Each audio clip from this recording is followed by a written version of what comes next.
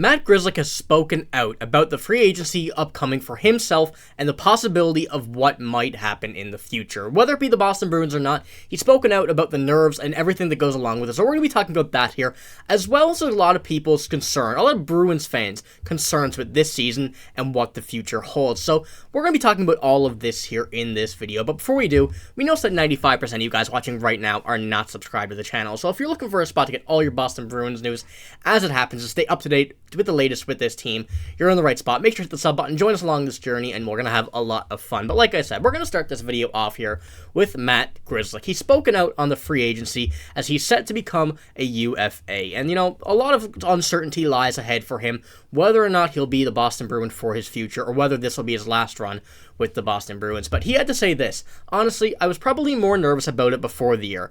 I didn't know how it was going to play out. I've never been in this situation before, just to not really know what's going to happen next year. I guess you never really know anything could happen, but just knowing that this could be my last year, I would say I was a little bit anxious to see how it's going to play out. But since the season started, I honestly haven't really given it too much thought. When the deadline comes, yeah, that's definitely creates a little bit more anxiety for me personally, but no, it's not. It's been pretty easy. Each and every game, we go over our process, we just think about those areas and just treat each game where I'm not trying to get too far ahead.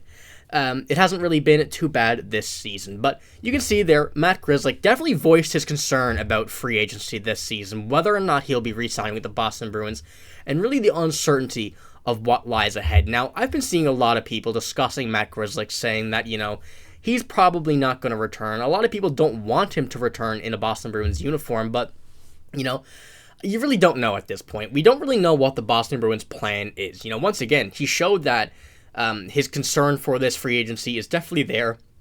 He's definitely, acknowledged the fact that this could be very well his last season with the Boston Bruins, but there's been some signs of hope in his career, making him still possibly being a Bruin for the foreseeable future.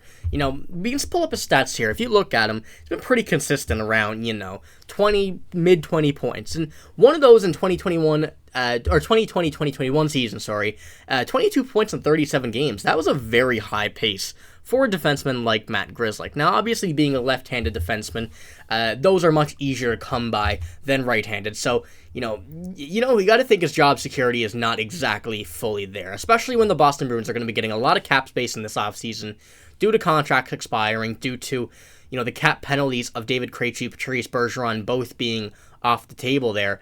There's going to be a lot of opportunities for the Bruins to, move on from Matt Grzelcyk, whether they want to keep him or not at the same or lower price. I really don't know about, his contract being in favor of the Bruins if they do re-sign him. I don't think that would be the case, but you always have to acknowledge here that his dad has been working with the Bruins or TD Gardens for 30 years, so he definitely knows a lot of people in that organization, and that is a big factor, I think, about why he still is a Boston Bruin. So whether or not that comes into play, I definitely think it will. I think that definitely has a lot of influence of whether or not he will stay a Boston Bruin. So we're going to have to see. Don Sweeney's going to have a lot of thought to put into this offseason about whether or not Matt Grzelcyk will be the right option to re-sign for this left-sided defense. Obviously, their defense is pretty good right now. It obviously definitely could be better as well, though. I'll pull them up here. Matt Grzelcyk, Hampus Lindholm, and Mason Lowe, right? Currently on the left side. Obviously, that right side, pretty solid, as well as the addition of Andrew Peeke. So let's just look at Matt Grzelcyk here. Being the first-line pairing with Charlie McAvoy, a few seasons ago, that was definitely the thing to do. That was, exactly what the Bruins wanted, exactly what the Bruins needed, and they were firing on all cylinders. However, just hasn't been that case for Matt Grzelcyk this year.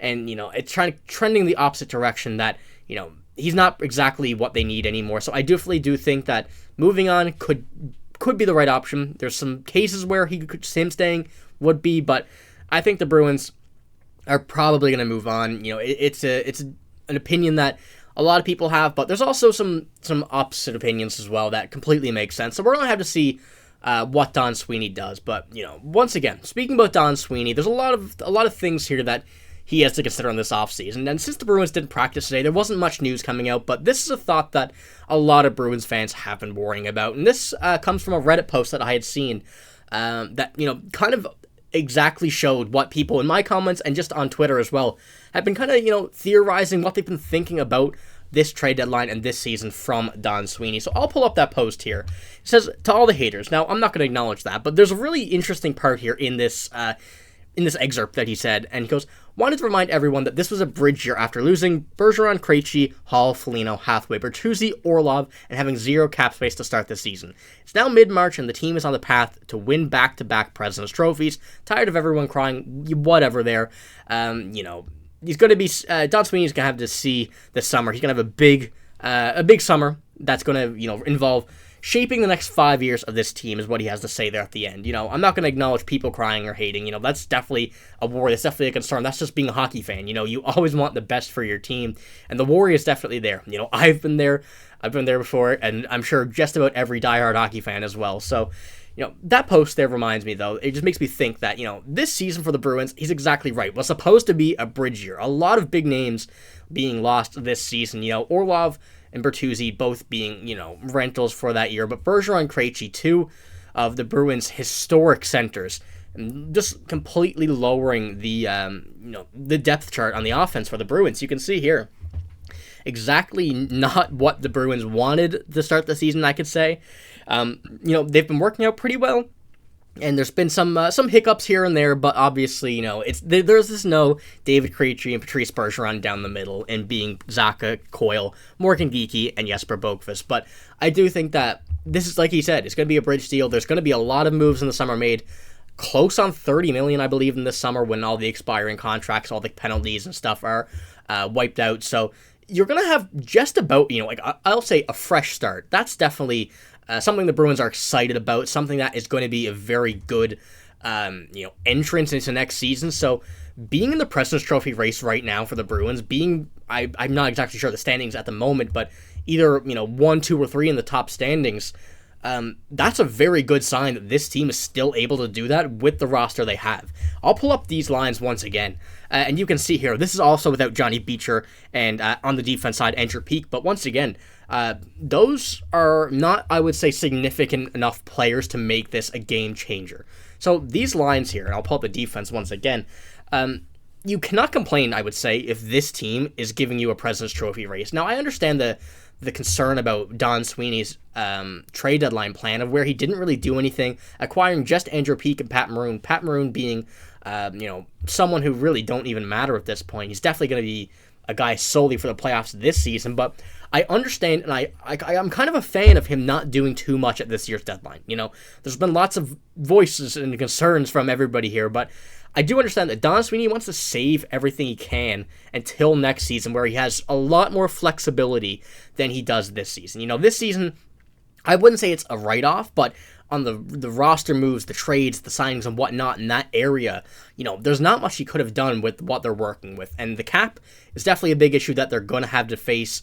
They face this season, but next season it's going to be, like I said, a little bit of a fresh start and a sigh of relief that they're going to be able to make some moves, going to be able to, do what they want and make some moves that they've been looking for, for a while. So one example that I'm just going to put out here is Elias Lindholm. If the Vancouver Canucks don't re-sign him, definitely a guy the Bruins are going to go after, and they're going to have the available funds to be able to do that now. So it's definitely something that the Bruins, looked at ahead of time, acknowledged that this is going to be probably the best plan of attack going into the future. So I just kind of wanted to discuss that, because that post really made me think, that a lot of people in the right mind were exactly right, but also that there's another layer to this, another layer of thinking that is probably better for the future, being next season, the season after, and the next few after that, than, rush everything this season. So I do agree with many of you guys in the comments. A lot of stuff there that I absolutely agree with. There's no doubt, like, Don Sweeney definitely should have made a little bit better or more moves this offseason, but I do like what the plan is now, looking at it, and we kind of have the idea of this is what they wanted to do. So let me know what you think in the comments below. What about this plan of Don Sweeney? I guess you could say his idea, what his plan is for this offseason.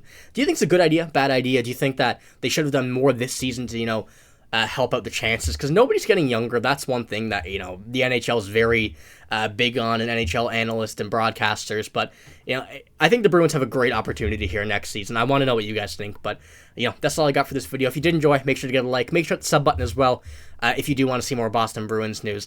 It's a very exciting time. The Bruins are, you know, starting to heat up again. Once again, Jake DeBrusk, been on his tail lately. He's been very good. So we'll have to see what this team offers over these next few games and days and weeks and whatnot. So make sure to hit the sub button so you don't miss out. But, you know, like I said, that's all I got. Thank you for watching. Hope you have a great day. See you later.